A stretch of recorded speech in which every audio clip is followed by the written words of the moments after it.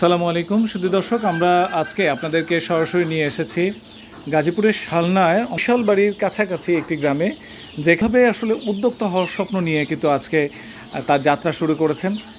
অনেকগুলো দেশি মুরগি রয়েছে। এই দেশি মুরগিগুলো এবং তার পাশাপাশি যে হাঁসগুলো রয়েছে সেগুলো কিন্তু এখানে তিনি আলাদা করে পালন করছেন। তার বাড়ির চারপাশে সে ধরনের চমৎকার জায়গা রয়েছে। মুরগিগুলোকে একেবারে প্রাকৃতিকভাবে পালন করছেন এবং সেখান থেকে তিনি কিন্তু ইনকিউবেটরের সাহায্যে, দর্শক, আফিফা ইনকিউবেটর থেকে তিনি যে মেশিনটা নিয়েছেন সেই মেশিনের সাহায্যে কিন্তু তিনি বাচ্চা উৎপাদন করছেন। এসএডিসি বোথ সাপোর্ট কিন্তু তার এখানে রয়েছে এবং দেখতেই পাচ্ছেন এখানে ছোট ছোট বাচ্চা কিন্তু তার ফ্লোর জুড়ে ঘুরে বেড়াচ্ছে। এখানে এই বাচ্চাগুলোর যে সমস্যাগুলো, সেই সমস্যাগুলো আমাদের শর্ট ভিডিওতে আপনারা দেখেছেন। তারপরেও আপনাদের উদ্দেশ্যে তুলে ধরা সেটি হচ্ছে এই বাচ্চাগুলো কিন্তু যথেষ্ট চটপটে। দেখুন, আপনারা বিশ্বাস করতে একটু কষ্ট হবে, 21 দিন বয়সের দেশি মুরগির বাচ্চাগুলো কত স্পষ্টভাবে বেড়ে উঠেছে এবং তাদের জন্য কী কী ভুলভ্রান্তি আছে সেই পুরো বিষয়টি তুলে ধরার চেষ্টা করব। কী কী ওষুধ ব্যবহার করছেন, সেই ওষুধে কী কী ভুলভ্রান্তি সেটাও কিন্তু আপনাদের উদ্দেশ্যে তুলে ধরার চেষ্টা করব। তাই আমাদের ভিডিওটি শুরু থেকে শেষ পর্যন্ত অবশ্যই না টেনে দেখার চেষ্টা করবেন দর্শক, তাহলে কিন্তু এটি আপনাদের জন্য কার্যকরীভাবে ভূমিকা রাখবে এবং ভবিষ্যতে কিন্তু আপনারা এই ধরনের সমস্যাগুলো নিজেদের যেন না হয় সেই জায়গাটি কিন্তু আপনাদের জন্য একটি বিশাল কাজে লাগবে। ভাই আসসালামু আলাইকুম। ভাই, আমরা তো আসলে উদ্যোক্তাদের বিভিন্নভাবে দেখে থাকি, আপনি নিজেও উদ্যোক্তা হিসেবে নিজেকে এখন তৈরি করার চেষ্টা করছেন। তো এখানে আপনার যে আজকে মেডিসিনগুলো সম্পর্কে আমরা আসলে আলোকপাত করার চেষ্টা করব। আপনি তো দেখতে পেয়েছেন আপনার এখানে সবসময় বাচ্চাগুলোর কী কী সমস্যা লেগে থাকে এবং সেই সমস্যার জন্য আপনি অলরেডি বিভিন্ন ধরনের ওষুধগুলো নিয়ে এসেছেন। তো সেই বিষয়গুলো আমরা একটু সরাসরি আজকে আপনার সাথে যেমন আলোচনা করব, তেমন আমাদের দর্শকদের উদ্দেশ্যে পুরোপুরি তুলে ধরবো। তো আপনি একটু কাইন্ডলি বলবেন যে আসলে এখানে যে যে ওষুধগুলো রয়েছে সেই ওষুধগুলোর নাম, এটি কী কাজে ব্যবহার করছেন, এটি একটু অল্প সময়ের মধ্যে আমাদের দর্শকদের উদ্দেশ্যে একটু তুলে ধরেন। আসলে পশু হাসপাতাল থেকে আমি টিকা সরবরাহ করেছি, বিসিআরডিবি টিকা, আর একটা হচ্ছে আরডিবি, যেটা 5 দিনের মাথায় আমি অলরেডি বিসিআরডিবি টিকা দিয়েছি, আর 21 দিনের মাথায়ও আমি বিসিআরডিবি টিকা এই পশু হাসপাতাল থেকে আমার ছেলের মাধ্যমে এখানে দেওয়া হয়েছে বাচ্চাদের। আর পাশাপাশি 60 দিনের মাথায় আরডিবি যে টিকাটা বড় রানীকে, এটাও দেব। আর ছোটো ছোটো যে সমস্যাগুলো আছে সেগুলো হচ্ছে মেইন হচ্ছে এদের এই ঠান্ডা, এই ঠান্ডাটা যদি না লাগে তো তাহলে জিনিসটা সুবিধা হয়। তা এবং এখানে যে ওষুধগুলো নিয়েছেন এই ওষুধটা হচ্ছে ক্যালপ্লেক্স। এই ক্যালপ্লেক্সটা স্কোয়ার ফার্মার, এটা আপনার কি কাজে ব্যবহার করছে? এটা হচ্ছে লোম উঠবে আর হাড় শক্ত করবে। লোম উঠবে এবং হাড় শক্ত করবে। আর এখানে আরেকটি ওষুধ দেখতে পাচ্ছি, সেটা হচ্ছে দর্শক আপনারা দেখুন, এটা হচ্ছে জিস ভ্যাট। এই জিস ভ্যাটটা কী কাজে ব্যবহার করছেন? এটা ক্যালসিয়াম হিসেবে ওদের লজিস্টিক সাপোর্টের জন্য, বডি বাড়ার জন্য এবং তারা যাতে সুস্থ থাকে, এই ক্যালসিয়াম হিসেবে এটা ব্যবহৃত হচ্ছে। দর্শক, আমি একটা একটা করে আপনাদের সাথে আসলে আলোচনা করব, কেননা হচ্ছে আলোচনা করলে তার ভুলভ্রান্তিগুলো বের হয়ে আসে এবং সেখান থেকে আমরা সঠিক দিক নির্দেশনা পাই। আমাদের দেশের ডাক্তাররা কিন্তু আসলে ভুল করেন না। অনেক সময় আমাদের নিজেদের অতিরিক্ত কথা বলা বা তাদেরকে অনেক সময় হয়তো তারা বিরক্তির পর্যায়ে বোধ করেন, এই সময় আমাদের সাথে বিস্তারিত অনেক সময় কথা বলতে চান না। এটা আসলে তাদের কখনো কোনো সময় ভুল হিসেবে ধরা যাবে না। আমরা জানতে চাই, আমাদের হয়তো বা প্রয়োজনের অতিরিক্ত আমরা জানতে চাই, এই বিষয়গুলো তাদেরকে বিরক্ত করতে পারে। তবে আমরা আশা করব আমাদের যারা ডাক্তার ভাইয়েরা সারা বাংলাদেশে এই ভিডিওগুলো দেখবেন বা এই ভিডিওর মাধ্যমে তাদের কাছে এই মেসেজটা আমরা পৌঁছে দিতে চাই, আসলে খামারি কখনোই কোনো বিপদগ্রস্ত না হলে কিন্তু আপনাদের কাছে যায় না, এবং আপনাদের কাছে যখন সে যায় তখন তার মধ্যে অনেক প্রশ্ন থাকে, সবগুলো হয়তো কার্যকরী না, কিংবা অনেক প্রশ্নের হয়তো সেই সময় মূল্য নেই। কিন্তু আপনাদেরকে খেয়াল রাখতে হবে, তারা কিন্তু জানে না বিধায় আপনাদের কাছে যান। তো সেই বিষয়ে আপনাদেরকে তাদেরকে সর্বাত্মক সহযোগিতা করতে হবে। দেখুন, আজকে ওয়াহিদ ভাই কিন্তু এখানে আমাদের কাছে দুটি ওষুধের কথা তুলে ধরেছেন, সেটা হচ্ছে ক্যালপ্লেক্স। দর্শক, এই ক্যালপ্লেক্সটা ক্যালসিয়াম সাপ্লিমেন্টেশন, তার সাথে ভিটামিন D3 রয়েছে। এটার মূল কাজ কি আমরা খুব দ্রুত আপনাদেরকে জানার চেষ্টা করব, কারণ ভিডিও অনেক বড় হয়ে গেলে আপনারা অনেক সময় দেখতে চান না। আর এই ভিডিওতে যে উপকরণগুলো আপনাদের দেখানো হবে এবং সেটার কার্যকারিতা যেটুকু বলার চেষ্টা করব সেটি আপনারা মনে রাখার চেষ্টা করবেন। শুধুমাত্র ওষুধ কিনে গাদা গাদা ওষুধ কিনে মুরগিকে খাওয়ালে মুরগি সুস্থ থাকবে, আপনারা অনেক লাভবান হবে, এমন কিন্তু না।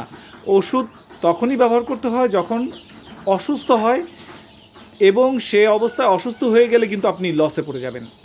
অর্থাৎ ওষুধ খাওয়ালেও যে বিশেষ ভূমিকা রাখবে এমনটি কিন্তু না। ওষুধকে যত সম্ভব এড়িয়ে চলবেন, এটাই হচ্ছে আপনাদের মূল কার্যকারিতা এবং খামারকে ভালো রাখার সবচেয়ে বড় নিয়ম। সেক্ষেত্রে পরিবেশকে আপনি অবশ্যই ভালো করবেন।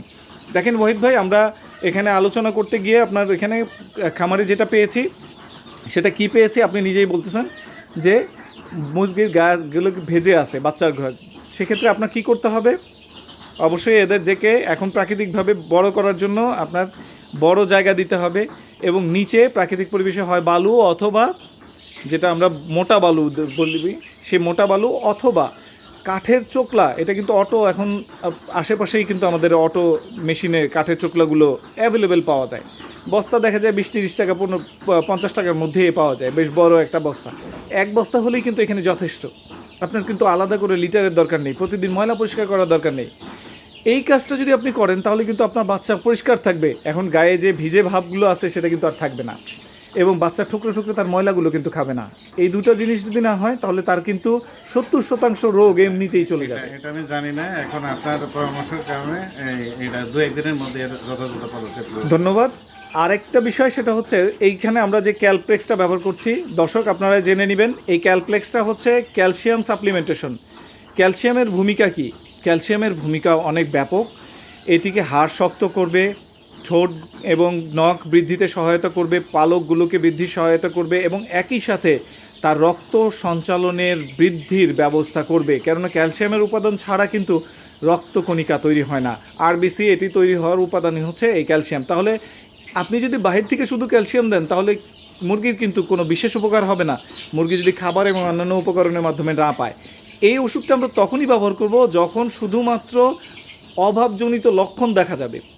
আবারও বলছি, অভাবজনিত লক্ষণ দেখা যাবে, অর্থাৎ হাড় বাঁকা হয়ে যাচ্ছে, প্যারালাইজ হয়ে যাচ্ছে, এই ধরনের কন্ডিশনগুলোতে আপনারা ক্যালসিয়াম ব্যবহার করতে পারেন। হ্যাঁ, এই ক্যালসিয়ামের সাথে আমরা আরেকটি বিষয়ে, যে সমস্ত বড় মুরগির যখন আমরা এই সমস্যা হয় তখন কিন্তু তাদের ভিটামিন D3 অভাব হয়, অর্থাৎ ক্যালসিয়ামগুলোতে হাড়ে ঢোকাতে এই ভিটামিন D3 ব্যবহার করতে হয়। এই জন্য ক্যালসিয়ামের সাথে ভিটামিন D3 দেওয়া হয়। তো এর পাশাপাশি আমরা পরিমাণটা বলে দিচ্ছি, প্রতি লিটারে 1 ml, আবারও বলছি প্রতি লিটারে 1 ml দিয়ে দেবেন, এটা সারাদিনের জন্য যথেষ্ট। এরপর ভাই যেটা বলছিলেন জিস ভ্যাট, আসলে ভাই হয়তো অনেক কারণেই বিষয়গুলোকে একসাথে করে ফেলছেন, যেহেতু উনি এখন নতুন করে শুরু করেছেন। এটা হচ্ছে জিঙ্ক সাপ্লিমেন্ট। খেয়াল রাখবেন দর্শক, এই জিঙ্ক সাপ্লিমেন্ট এটা এমন একটা ওষুধ যেটা অন্য যে হরমোনগুলো আছে সেই হরমোনগুলোকে ঠিক রাখার জন্য এই জিঙ্কটা অত্যন্ত কার্যকরী। আমরা গড়ে যেন কোনো বিষয়ে মুখস্থ না করি, এই বিষয়টা আমাদেরকে খেয়াল রাখতে হবে। তাই জিঙ্কের ক্ষেত্রে ব্যবহারটা কতটুকু? এটা প্রতি লিটারে 1 ml অথবা ½ ml আপনি ব্যবহার করতে পারবেন। প্রতি লিটারে 1 ml অথবা ½ ml আপনি ব্যবহার করতে পারবেন। আপনি এটা 5 থেকে 7 দিনের বেশি খাওয়াবেন না। 5 থেকে 7 দিনের বেশি খাওয়ানোর কোনো প্রয়োজন নেই। পরবর্তী মাসে প্রয়োজনে আবার 5 থেকে 7 দিন আপনি এটাকে ডোজ করবেন, অর্থাৎ এক নাগারে কোনো ওষুধ আপনারা ব্যবহার করবেন না। দর্শক, আরেকটি বিষয় ভাই আমাদেরকে বলেছিলেন, সেটা হচ্ছে মাইক্রোনিড। দর্শক, আমি একটু কাছ থেকে আপনাদেরকে দেখাচ্ছি। এটা মূলত মাইক্রোটি হচ্ছে ইরাইথ্রোমাইসিন, সালফোনাইড, ট্রাইমেথোরপিন, এই 3টা উপাদানের সংমিশ্রণ। তো এই 3টা উপাদানের সাথে সংমিশ্রণ করে, এখানে ইরাইথ্রোমাইসিন একটি অ্যান্টিব্যাকটেরিয়াল উপাদান, ঠিক আছে, এবং টাইমিথোপিন এটিও কিন্তু অ্যান্টিব্যাকটেরিয়াল উপাদান। তো এই কাজটি করবে হচ্ছে যে ব্যাকটেরিয়া ধরনের, অর্থাৎ যে প্যাথোজেনের কারণে তার সাধারণত মাইক্রোপ্লাজমা তৈরি হচ্ছে, অর্থাৎ এই যে খাবারের সাথে সে মলগুলো খাচ্ছে তার কারণে তার শরীরে মাইক্রোপ্লাজমা তৈরি হচ্ছে, খাবার দীর্ঘ সময় থাকার কারণে খাবার পচে যাচ্ছে, বাসি পচা খাবার কারণে তার মাইক্রোপ্লাজমা তৈরি হচ্ছে। এই মাইক্রোপ্লাজমাটাকে দূর করার জন্য এই মাইক্রোনিড কিন্তু যথেষ্ট ভালো কাজ করে, কিন্তু এটা কিন্তু সব সময় খাওয়ানো যাবে না। শুধুমাত্র লক্ষণ প্রকাশের পরে আপনি 3 থেকে 5 দিন প্রতিদিন দিনে একবার শুধুমাত্র 1 গ্রাম 1 লিটার পানিতে ব্যবহার করলে এটার কিন্তু ভালো ফলাফল পাওয়া যায়। আর এছাড়া যদি আপনি রেগুলার ব্যবহার করতে থাকেন তাহলে কিন্তু এই ওষুধটি আপনার জন্য মারাত্মক ক্ষতির কারণ হয়ে দাঁড়াবে। তখন আপনার খামার থেকে কিন্তু অসুখ আর যাবে না। এই ওষুধেও কিন্তু আপনার কাজ করবে না। অতএব এই বিষয়টি কিন্তু আপনাদের অবশ্যই মনে রাখতে হবে। এবং পাশাপাশি আমরা আরেকটি বিষয়ে আসলে খুব বেশি সারা বাংলাদেশের সব খামারই নেয়, ভাইও কিন্তু এই লাইসোভিটের প্রতি তার একটা অ্যাফিনিটির কথা তিনি জানিয়েছেন। আসলে হাসপাতাল থেকে খুব দ্রুত সময়ে অনেক রোগীর চাপ থাকে, তাই দ্রুত সময়ে আপনাদেরকে এই বিষয়গুলো জানানোর চেষ্টা করা হয় এবং দ্রুত সেবা দিতে গিয়ে এই বিষয়গুলোকে অ্যাভয়েড করা হয়। দেখুন, এই লাইসোভিটের উপাদানগুলো যদি আমরা এখান থেকে খুব কাছ থেকে একটু দেখি তাহলে দেখতে পাবেন এই মধ্যে আছে কি পিউরামিটেড এবং প্যারক্সিডেটস, এর সাথে অলিগোস্যাকারাইড, ন্যাচারাল ভিটামিন সি এবং ভিটামিন ই রয়েছে। দর্শক, এখানে প্রত্যেকটা উপাদানের কাজগুলো আমরা আলাদা করে আপনাদেরকে পরবর্তী ভিডিওতে তুলে ধরার চেষ্টা করব। শুধু এটুকু মনে রাখবেন যে সাধারণ অবস্থায় যে সমস্ত মাইক্রো নিউট্রিয়েন্টস অর্থাৎ পুষ্টি চাহিদার বিষয়গুলো আমাদের সাধারণভাবে দুর্বলতার জন্য কারণ হিসেবে দাঁড় করায়, সেখানে যদি আমরা প্রতি লিটারে 1 গ্রাম লাইসোভিটটি ব্যবহার করি তাহলে কিন্তু তার পুষ্টি চাহিদার যে বিষয়টি থাকে সেটাই চলে যায়। ভিটামিন সি, ভিটামিন ই।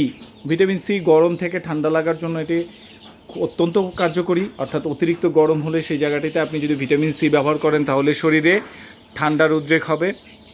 আজকে আমরা বলবো যে ভাইয়ের এখানে আসলে বেশ কিছু ধরনের মেডিসিন উনি ব্যবহার করেছেন, যে মেডিসিনগুলো আসলে অনেক ক্ষেত্রেই আমাদের জন্য ব্যবহার করাটা উচিত নয় এবং এই বিষয়গুলো আরও জেনে শুনে ব্যবহার করার জন্য অনুরোধ থাকবে। তো ভাই, আপনি নিশ্চয়ই বুঝতে পেরেছেন যে পর্যাপ্ত তাপ এবং আবাসন ব্যবস্থা যদি ভালো থাকে তাহলে মুরগিগুলো কিন্তু বাচ্চাগুলো সঠিকভাবে বেড়ে উঠতে পারে এবং আপনি এখান থেকে রেজাল্ট পাবেন ভালো। আপনার এখানে আলহামদুলিল্লাহ বাচ্চাগুলোর কিন্তু গ্রোথ অনেক ভালো এবং আপনি যেহেতু পর্যায়ক্রমিকভাবে এদেরকে সেবা শুশ্রূষা করছেন, সেই ক্ষেত্রে কিছু সমস্যা আছে কিন্তু তাদের বেড়ে ওঠাটা কিন্তু নিশ্চিত হচ্ছে। ফলে এইগুলো যে কেউ চাইলে কিন্তু আপনার কাছ থেকে সহজেই সংগ্রহ করতে পারবে। তো আমরা আশা করব যে ভাইয়ের কাছ থেকে এই ধরনের বাচ্চা বা যারা বড় মুরগি সংগ্রহ করতে চাইবেন সরাসরি স্ক্রিনে দেওয়া নাম্বারে যোগাযোগ করে এটি কিন্তু সংগ্রহ করতে পারবেন। তো ভালো থাকবেন, সুস্থ থাকবেন। আসসালামু আলাইকুম।